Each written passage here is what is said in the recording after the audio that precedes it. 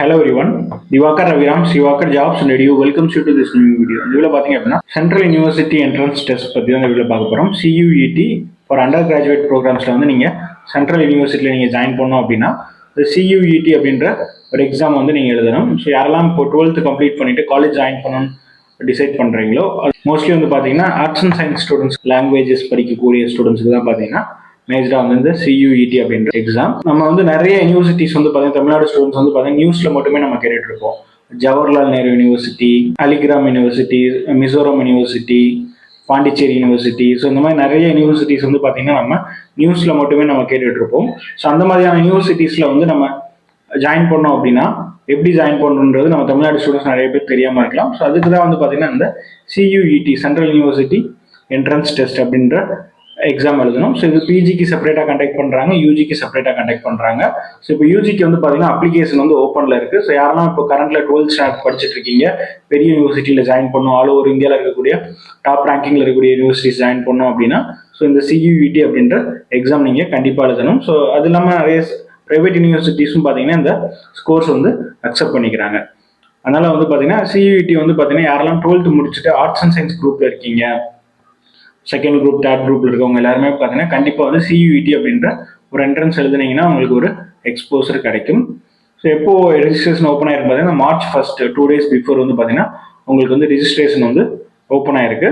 எப்போ க்ளோஸ் ஆகுது, registration close ஆகுதுன்னு பார்த்தீங்கன்னா 22nd க்ளோஸ் ஆகுது. அப்ளிகேஷன் ஃபீ வந்து பார்த்தீங்கன்னா நீங்கள் March 23rd நீங்கள் பேமெண்ட் கம்ப்ளீட் பண்ணிக்கணும். 22nd வந்து லாஸ்ட் டேட்டு. ஸோ 23 வந்து பார்த்தீங்கன்னா நீங்கள் வந்து பேமெண்ட் பண்ணக்கூடிய டேட்டு. ஸோ பேமெண்ட் வந்து பார்த்தீங்கன்னா ஜென்ரல் கேட்டகரியில் வரீங்க, கம்யூனிட்டி பேசிஸில் வந்து பார்த்தீங்கன்னா ஃபீஸ் கேட்டகரி இருக்குது. ஸோ ஜென்ரல் கேட்டகரியில் வரீங்கன்னா உங்களுக்கு வந்து ஃபீஸ் வந்து 1000 அப் டு 3 சப்ஜெக்ட்ஸ். அடிஷ்னலாக ஒரு சப்ஜெக்ட் எடுத்தீங்க அப்படின்னா உங்களுக்கு 400 ஈச் சப்ஜெக்ட் வந்து அடிஷ்னலாக நீங்கள் பே பண்ணுற மாதிரி இருக்கும். OBC நான் க்ரீமி லேயர் எக்கனாமிக்கலி வீக்கர் செக்ஷனாக இருந்தீங்க அப்படின்னா உங்களுக்கு 900 rupees வந்து அப்ளிகேஷன் ஃபீ, 375 rupees வந்து ஈச் சப்ஜெக்ட் வந்து நீங்கள் அடிஷ்னலாக பேமெண்ட் பண்ணணும். SC, ST, PWD, PWBD, third gender இந்த மாதிரி கேட்டகரியில் வரீங்க அப்படின்னா உங்களுக்கு 800 rupees வந்து அப்ளிகேஷன் ஃபீ, 350 ஈச் சப்ஜெக்ட்ஸ் வந்து அடிஷ்னலாக வந்து நீங்கள் 350 பே பண்ணுற மாதிரி இருக்கும். அவுட் சைடு இந்தியா, சப்போஸ் நீங்கள் துபாயில் இப்போ 12th கம்ப்ளீட் பண்ணிட்டு இருக்கீங்க, ஸோ இந்தியாவில் வந்து CUET எழுதி நீங்கள் வந்து பார்த்தீங்கன்னா ஜாயின் பண்ணோம் அப்படின்னா உங்களுக்கு அப்ளிகேஷன் ஃபீ வந்து 4500 வந்து அப்ளிகேஷன் ஃபீ இருக்குது. 1800 வந்து பார்த்தீங்கன்னா ஈச் சப்ஜெக்ட் வந்து நீங்கள் அடிஷ்னலாக பே பண்ணுற மாதிரி இருக்கும். மோர் தென் 3 சப்ஜெக்ட்ஸ் மேலே நீங்கள் சூஸ் பண்ணுறப்போ. ஸோ இதை வந்து பார்த்தீங்கன்னா அப்ளிகேஷன் ஃபீ. ஸோ எக்ஸாம் வந்து எப்போ இருக்குன்னு பார்த்தீங்கன்னா May 8th to June 1 வந்து பார்த்தீங்கன்னா நிறைய கேட்டகரிஸில் வந்து எக்ஸாம்ஸ் கண்டக்ட் பண்ணுவாங்க. இன்னும் வந்து இது எல்லாமே டென்டேட்டிவ் டேட் தான். நீங்கள் அப்ளிகேஷன் கம்ப்ளீட் பண்ணி உங்களுக்கு வந்து ஹால் டிக்கெட் வரப்போ உங்களோட டேட்டு, டைம், எந்த வென்யூ இதெல்லாம் வந்து உங்களுக்கு அப்ளிகேஷன்லேயே வந்து நீங்கள் சூஸ் பண்ணுறதுக்கான வென்யூஸ் இருக்கும், நீங்கள் சூஸ் பண்ணலாம். சப்ஜெக்ட்ஸ் வந்து பார்த்தீங்கன்னா 37 சப்ஜெக்ட்ஸ் வந்து பார்த்தீங்கன்னா இவங்க ஆஃபர் பண்ணுறாங்க. ஓகேவா? ஸோ அதில் வந்து நீங்கள் 3 சப்ஜெக்ட் தான் வந்து நீங்கள் எழுத போகிறீங்க. மெயினாக வந்து உங்களுக்கு தேவை லாங்குவேஜ், அடுத்து வந்து பார்த்தீங்கன்னா கோர் சப்ஜெக்ட், தேர்ட் ஒன்று வந்து பார்த்தீங்கன்னா உங்களுக்கு வந்து ஜென்ரல் நாலேஜ். ஃபர்ஸ்ட் லாங்குவேஜ் வந்து பார்த்தீங்கன்னா உங்களுக்கு வந்து 13 லாங்குவேஜஸ் வந்து இந்தியன் லாங்குவேஜஸ் ஆஃபர் பண்ணுறாங்க. நம்ம தமிழ், தெலுங்கு, மலையாளம், ஹிந்தி இந்த மாதிரி நிறைய லாங்குவேஜஸ் இருக்குது. அதில் ஏதாவது ஒரு லாங்குவேஜ் வந்து நீங்கள் சூஸ் பண்ணிக்கலாம்.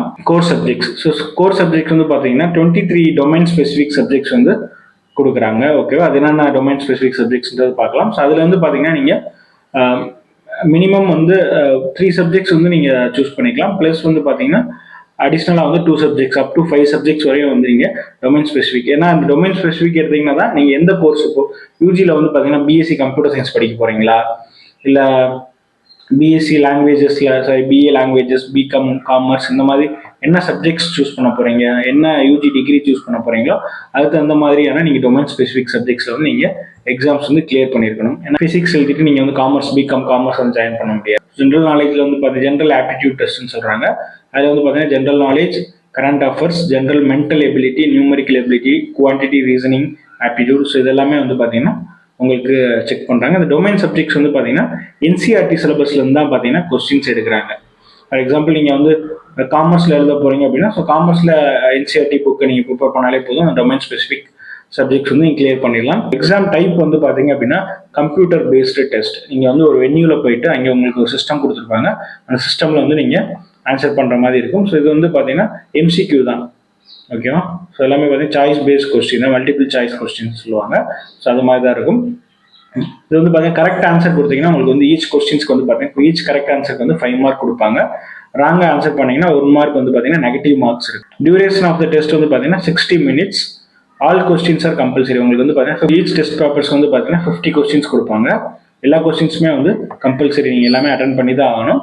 60 மினிட்ஸ் வந்து உங்களுக்கு டைம் இருக்கும். மெயினாக உங்களுக்கு அப்ளிகேஷன் போடுறப்போ வந்து பார்த்தீங்க அப்படின்னா ஃபோட்டோகிராஃப் அண்ட் சிக்னேச்சர் வந்து உங்களுக்கு மெயினாக தேவைப்படும். ஸோ அதை வந்து லெஸ் தென் 50 KB கீழே ரெடியூஸ் பண்ணி நீங்கள் அப்லோட் பண்ணுற மாதிரி இருக்கும். ஸோ அப்ளிகேஷன் போடுறதுக்கு முன்னாடியே இது ரெடி பண்ணிக்கோங்க. ஸோ இதை பார்த்தீங்கன்னா ஃபுல் டீட்டெயில்ஸ் வந்து பார்த்தீங்கன்னா ஒரு PDF இருக்குது. அந்த PDF வந்து பார்த்தீங்கன்னா நான் கீழே லிங்க் கொடுக்குறேன். நீங்கள் அதுலேருந்து நீங்கள் டேரெக்டாக டவுன்லோட் பண்ணிக்கலாம் அந்த PDF. ஸோ அதில் கோ த்ரூ பண்ணீங்க அப்படின்னா உங்களுக்கு இதோட அடிஷ்னல் டீட்டெயில்ஸ் இருக்குது, நீங்கள் ரீட் பண்ணலாம். ஹெல்ப்லைன் வேணும் அப்படின்னாலும் ஹெல்ப்லைன் நம்பர் வந்து கொடுத்துருக்காங்க. உங்களுக்கு ஏதாவது ப்ராப்ளம் ஆகுது, அப்ளிகேஷன் ப்ராப்ளம் ஆகுது, இல்லை உங்களுக்கு ஏதாவது டவுட்ஸ் இருக்குது அப்படின்னா ஹெல்ப்லைன் நம்பர், அந்த இமெயில் ஐடி இருக்குது. ஸோ அதுக்கு நீங்கள் மெயில் பண்ணி செக் பண்ணிக்கலாம். சென்ட்ரல் யூனிவர்சிட்டிஸ்ன்னு நான் சொல்லியிருந்தேன். சென்ட்ரல் யூனிவர்சிட்டியில் ஜாயின் பண்ணுறது என்னென்ன சென்ட்ரல் யூனிவர்சிட்டிஸ் இருக்குன்னு பார்த்தீங்க அப்படின்னா ஆல் ஓவர் இந்தியா வந்து பார்த்தீங்கன்னா 46 சென்ட்ரல் யூனிவர்சிட்டிஸ் இருக்குது. ஸோ அங்கே ஜாயின் பண்ணுறது இந்த எக்ஸாம். ஸோ சில யூனிவர்சிட்டிஸ் நான் சொல்கிறேன். Mahatma Gandhi central university, university of Hyderabad, university of Allahabad, Tripura university, Sikkim university, Rajiv Gandhi, Pondicherry, Nagaland university, அடுத்து Mizoram, Manipur, Jawaharlal Nehru university, Indira Gandhi national tribal university, அடுத்து வந்து பார்த்தீங்கன்னா central university of Tamil Nadu, central university of Rajasthan. இந்த மாதிரி ஒரு ஸ்டேட்லையும் நிறைய சென்ட்ரல் யூனிவர்சிட்டிஸ் ஒரு ஸ்டேட்டுக்கும் இருக்குது. அதெல்லாம் பார்த்தீங்கன்னா உங்களுக்கு Banaras Hindu university, Assam university, so இந்த மாதிரி நிறைய டோட்டலாக வந்து 46 யூனிவர்சிட்டிஸ் இருக்குது. ஸோ இங்கே ஜாயின் பண்ணோம்னா இந்த எக்ஸாம்ஸ். அடுத்து வந்து பார்த்தீங்கன்னா இந்த டொமைன் ஸ்பெசிஃபிக் சப்ஜெக்ட்ஸ் என்னென்னு பார்த்தீங்க அப்படின்னா accountancy, agriculture, anthropology, biology, biological science, biotechnology and biochemistry. இது எல்லாமே same. Biology, biological science, biotechnology, biochemistry இது எல்லாமே பார்த்தீங்கன்னா ஒரே paper. Business studies, chemistry, environmental science, computer science, economics, commercial arts, geography, history, home science. So இந்த மாதிரி வந்து பார்த்தீங்கன்னா உங்களுக்கு 23 இருக்குது. Sociology, psychology, physics, political science, இந்த மாதிரி டோட்டலாக வந்து பார்த்தீங்கன்னா 23 இருக்குது. ஸோ இதில் வந்து பார்த்தீங்கன்னா நீங்கள் மேக்ஸிமமாக 5 சூஸ் பண்ணலாம். 3க்கு மேலே சூஸ் பண்ணுறப்போ அடிஷ்னலாக நீங்கள் வந்து அப்ளிகேஷன் ஃபீஸ் வந்து பே பண்ணுற மாதிரி இருக்கும். NCERT சிலபஸ் ப்ரிப்பேர் பண்ணிங்கன்னா இந்த எக்ஸாம் வந்து ஈஸியாக கிளியர் பண்ணலாம். மிஸ் பண்ணாதீங்க, அப்ளை பண்ணுங்கள். அப்ளிகேஷன் வந்து இன்னும் 20 days தான் இருக்குது க்ளோஸ் ஆகிறதுக்கு. அப்ளை ஏதாவது டவுட்ஸ் இருந்தால் கால் பண்ணுங்கள், கமெண்ட் பண்ணுங்கள். தேங்க்யூ.